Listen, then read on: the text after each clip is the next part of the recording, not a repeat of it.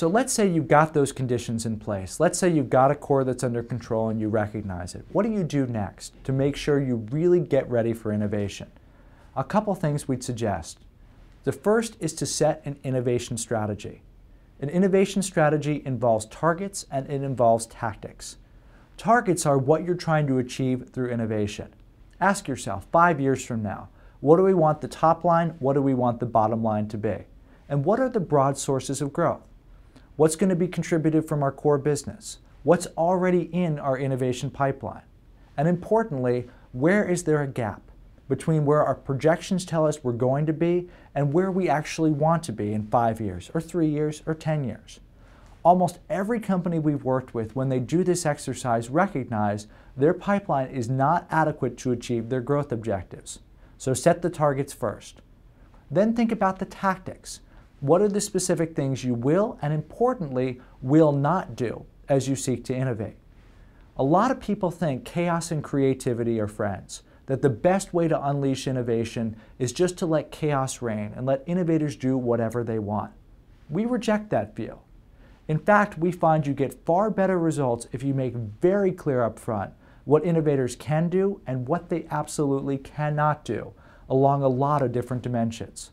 What geographies are inbound? What brands can you use? What channels can you use? What technologies? What business models? And so on. By creating that view of the goals and boundaries of innovation, you can give teams reliable tactical choices they can use to achieve your targets. So you get the strategy with the tactics, with the targets. Then you allocate resources. And those allocated resources have to come in two buckets. One, of course, is money.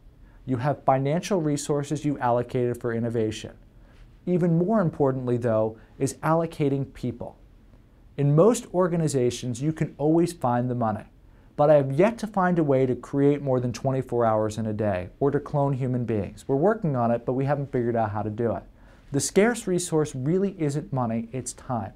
If you are serious about innovation, you've got to make sure you've got people on the hook for getting it done.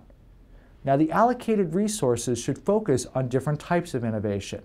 We suggest having one pool of money and one group of people for things that strengthen and extend your core business, and a very separate group of people and a separate pile of money for things designed to create new growth. The rules of these two types of innovation are different. The patterns of success are different. The ways you approach them are different.